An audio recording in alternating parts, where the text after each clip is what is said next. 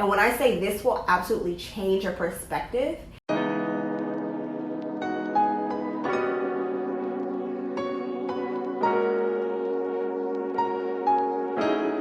hello beautiful people, I hope that you are having an awesome day. My name is Irene Lewis and I am the founder of Simply Serenity. So today we are going to be talking about getting into graduate school. So if you don't know, I am starting a fully funded graduate program in the fall at The Ohio State University. And I am just so excited to be able to start this program. And throughout this entire process of applying to and getting into graduate school, I have learned absolutely so much. And I'm really blessed to have so many people in my life who either are in graduate school or have gone to graduate school, and so they have helped me so much. And I know that a lot of people don't have access to these same people, so I wanted to kind of share the tips that I've learned, things that I've learned with you, so that if you are interested in going to grad school, that you have what you need to be successful. We're gonna split this video into two parts. The first part is really gonna talk about preparing for graduate school. So how do you look for the program you're interested, seek out funding, and figure out what school you actually are going to apply to. And then the second part is gonna talk about the application process. So I wanna preface this video to say that by no means am I an expert on graduate admissions. I'm a college senior. This is the first time I've ever applied to graduate school. So there's some things that I feel like I did right, but there's also some things that I didn't really have to experience that I can't speak on. I'd also like to say that applying to different programs looks very different. Every school has their own requirements. Every type of program has their own requirements. So getting a master's of business administration or an MBA is going to look really different from getting like a PhD in biochemistry. So make sure that whenever you're deciding on the program or the type of degree that you want to get, that you're doing your own research. The first thing that you need to do is make sure that you're researching the program that you want to get into. Again, every program looks different. Whenever you decide on what type of degree that you want, you need to make sure that you're looking for programs that align with your professional goals. If you don't really want to be a lawyer, there's no point in you getting a JD if you don't want to pursue law.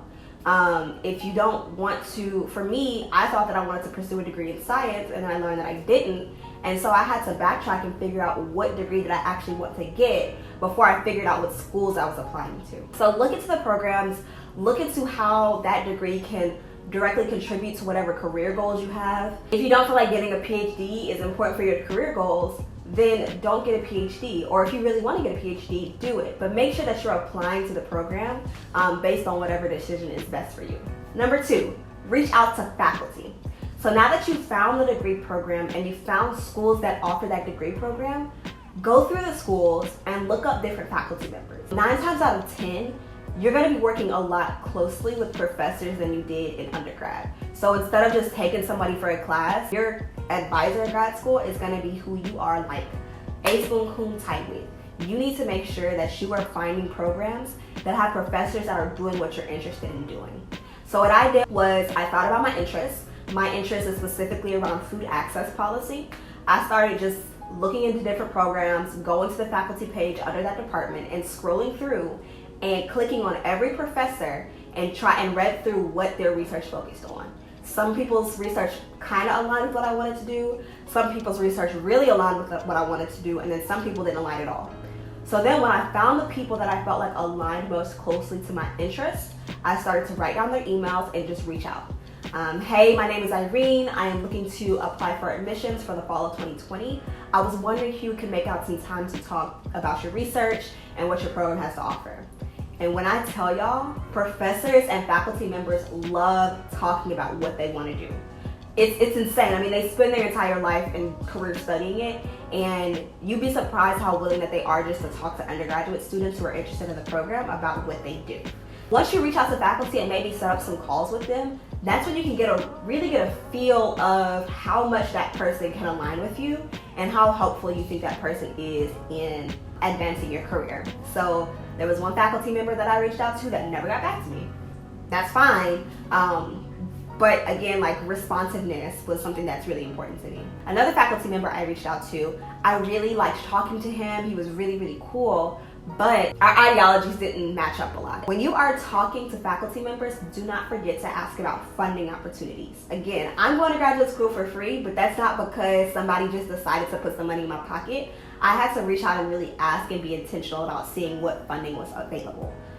I would say don't come out, out the gate talking about, y'all got some money for me? Like, no, be respectful, but figure out if that's an option. And most people, again, are gonna be willing to give you that information. Once you talk to faculty members, see if they can help you in scheduling a campus visit. And I know this can be really hard for some people. All of the programs that I applied to were out of state. And so the only way I was really going to be able to visit a campus is if somebody gave me some financial support. And so I will say, again, like, this is why doing your research is important. There are so many schools, especially like your bigger like public schools, that will pay for people to come visit, especially if you're a person of color. There's so many efforts to try to recruit diversity around different graduate schools. I visited, I want to say like 3 or 4 programs over my undergrad for absolutely free. And that's because they were making an effort to recruit diverse talent. So I signed up, I got accepted, and they brought me on campus, put me up in housing, and allowed me to spend 2 or 3 days visiting the campus and meeting with professors. And when I say this will absolutely change your perspective, it's really easy to apply to schools and think that they're the best school. But whenever you're able to go on campus, see the campus atmosphere, really talk with professors, you can kind of get a vibe for what that program is really, really like. Then you can really see what the city is like as well. I know for me, one thing that was important to me was being in a more like city atmosphere. I don't like the country, and so when I visited some campuses, even though they had small college towns around them, it wasn't interesting for me. Additionally, if during your visit you have an opportunity to talk to graduate students, take it. Graduate students are going to be able to give you the real about the program. Professors can sometimes whitewash situations and make them seem like they're all peachy and nice and beautiful. But if you talk to a graduate student, you can really get good information about what that program is like as a student rather than as just a research faculty. Additionally, for me as a person of color, as a Black woman, I made it a point, if there were other Black graduate students in that program, I made it a point to talk to the Black graduate students. Because especially in higher education, there's less and less people of color being able to take up space. And so I needed to figure out, if I'm gonna come into this program as a Black woman, are the faculty supportive? Are there resources for me on campus? Are there issues of like microaggressions or just outright racism in this department? Coming from an HBCU, I know that for me it's gonna be a transition if I decide to go to PWI, like what is it like? And with asking all of these questions, I could clearly see, yes, this program is really supportive of people like me, or no, it's not at all, and I need to stay away from here. Graduate students they're not gonna just be able to talk about the program itself, but what graduate life is like. So what's the city like?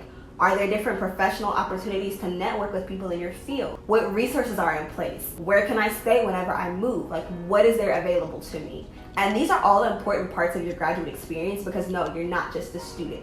You're living there, you're working there, you're having your life there. So if you can get a perspective of what your life holistically is gonna look like, that is gonna help you so much more in making the decision that's right for you. Now, once you've reached out to faculty members, done your research, all of that great stuff, now you're gonna start narrowing down your program. I would say the first thing that I would do is sit down once you kind of got a perspective, and you can even do this before you reach out to faculty or do campus visits, but you should have a list of the things that are important to you when you make your decision. I think for me, I kind of make my decision 50% of the time it's my gut, and it's where I feel like my gut or God is leading me to. And the other 50% of the time, it's based on a list of things that I feel like are important. So for me, the most important things when I was applying to graduate school, and this is in no particular order, but they were funding, location, faculty support, and fit. So how much do I feel like these faculty members or these people in the department are going to support me, especially as a person of color, and professional development opportunities. So what are some of your alumni doing? What opportunities do I have for mentorship? Are there different professional clubs and organizations I can get involved with that are going to help me to develop myself professionally? So that is it, you guys. Very short and sweet. That is how I, prepared to go to graduate school. I did my research. I talked to people that were in the department. I talked to other people that were graduate students that I knew, and I asked them, advice on how they made their decision. And I figured out what was important to me. Like I said, funding is very important to me because I don't want to come out of pocket, especially when so many programs have so much money to pay for graduate students, especially students of color. A mentor of mine told me that Black women do not pay for advanced degrees because there's so many opportunities for us to get money that we should not pass any of those opportunities. Once I reached out to people, I did campus visits, and I really weighed my decisions and my options and figured out what was most important to me and what campuses I felt like really catered to my needs and my desires in a program. Next time we will talk about my application process. Now that you've come up with your list of graduate schools, what do you need to put in your application to make you stand out? So I hope you enjoyed this video. See you next week.